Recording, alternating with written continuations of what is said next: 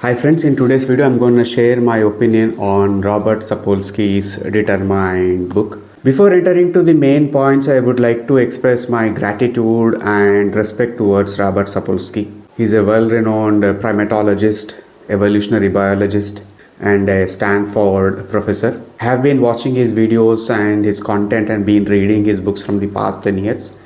I have immense respect for this person. But still, I disagree with the concept of humans not having free will, treating and equating us with the primates, not putting enough stress on the concept of the psychology of a human being by carpet bombing with some sort of stats and the results of experiments done on rats and guinea pigs and chimpanzees and baboons. You cannot equate those testings and trials and results which were done on the subhuman species because they are lacking the consciousness. People always undermine the concept of consciousness. We are conscious people, conscious beings. You cannot simply equate us with just primates or just animals. Although we are social animals, but you cannot equate us with those beings. In order to drive his point, he made sure that he threw some points like the genetics, epigenetics, and the nature versus nurture concepts, and tried to package well and serve us with the concept of we are predetermined beings and there shouldn't be no accountability of our behavior. For example, our behavior is driven by the predetermined factors like genetics, epigenetics, nature versus nurture, environments. Indirectly, we are creating a pathway to the society that where your bad behavior will not be punished or your good behavior will not be satisfied with satisfying rewards. Robert Sapolsky explains and he stresses this point also in this book, and he says that you see that if you are not going to have any norms or rules and restrictions, we are not going to run amok. Just understand what's happening in our neighborhood. Just a government was toppled and the rest of the society was jumped onto minority, killed hundreds and hundreds of people, raped hundreds of women. Their temples and devotional places were desecrated. People are fleeing for their lives. Just understand, just a government has changed it. That's it. Are we talking about that we will not gonna be behaving like an animals if we doesn't have a rule of law? If we really need to have a functioning society, the government or the ruler should make sure that people who are behaving properly, adhering to the rules and norms of the society and behaving nicely with the fellow human beings and the fellow beings, acting kindly, showing empathy and being there for each other and working under a moral code of conduct, they should be rewarded. And people who are acting against the rest of the communities or rest of the human beings,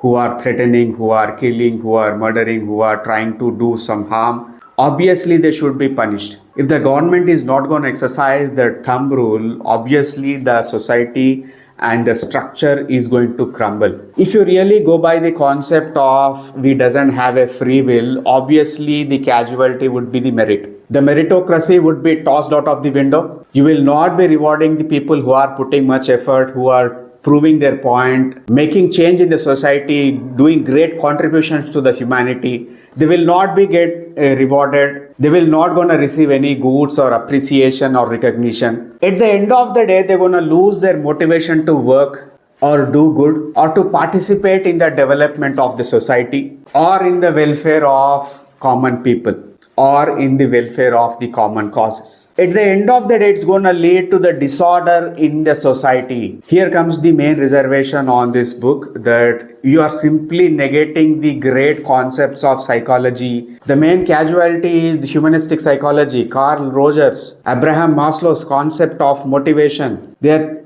trying to come out of the basic human instincts of need for food, security, safety. Because of the free will, because of the consciousness only, one can understand and actualize, become a self-actualized person. If you simply throw away the concept, it will not gonna work. And the second point, that you are totally negating the concept of cognitive behavior therapies, like while you have the capability of altering your thoughts, by that you can alter your emotions, by that you could change your behavior. You could learn new behaviors, you could learn new concepts from maladaptive person, you can become a fully functioning, coherent person. You are simply not giving any credit to these concepts. Where we have seen hundreds and hundreds of cases where people were there down.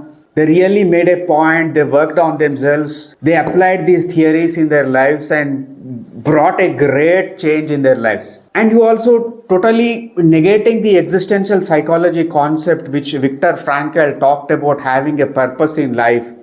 You're simply stating that this doesn't count. I really want to ask Robert Sapolsky one question, like if you were there, if you were alive with the same concept of human beings doesn't have a free will, if Hitler was alive and people were able to caught him alive and he didn't end his life or he didn't committed suicide, and after the end of the World War II, what you want to do if you have given a chance that this guy has killed 6 million Jews, 6 million human beings.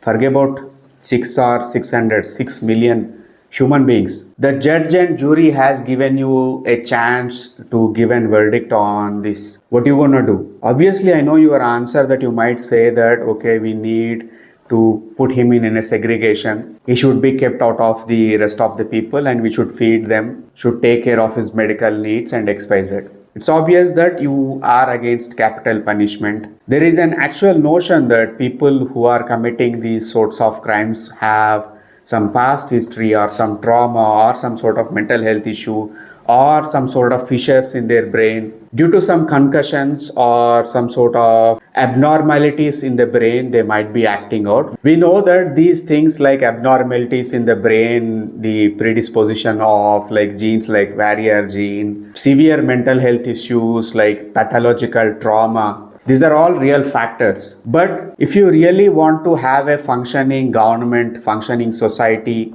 rule of law in the society, you need to take severe actions on the criminals, negative elements of the society, people who are intending to harm others. Let's take an example of a terrorist who was like the main perpetrator of 9/11 attacks on US. Was he very poor? Was he malnourished? Was he going through some sort of trauma? Was he uneducated? In fact, he was a billionaire's son. He himself was a civil engineer. It's not always about the genetics, predispositions.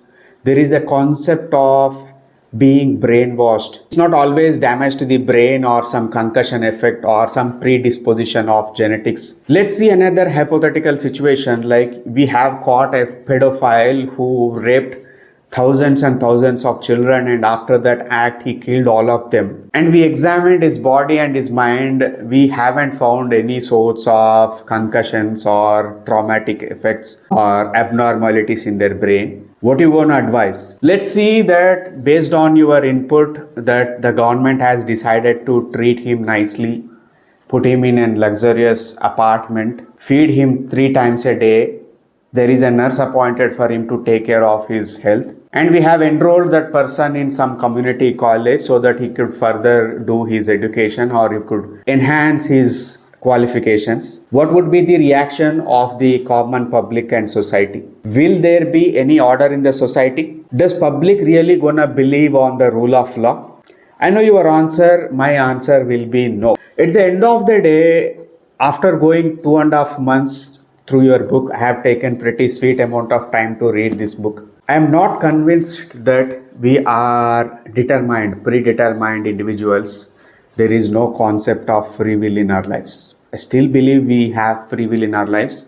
I believe in the concept of consciousness because we have seen hundreds and hundreds of cases where people have actively decided to change their lives, where people actively decided to bring some change in their life, despite having severe difficulties or so-called predetermined factors. So this is my opinion on this book. Until next time, this is Gautam signing off.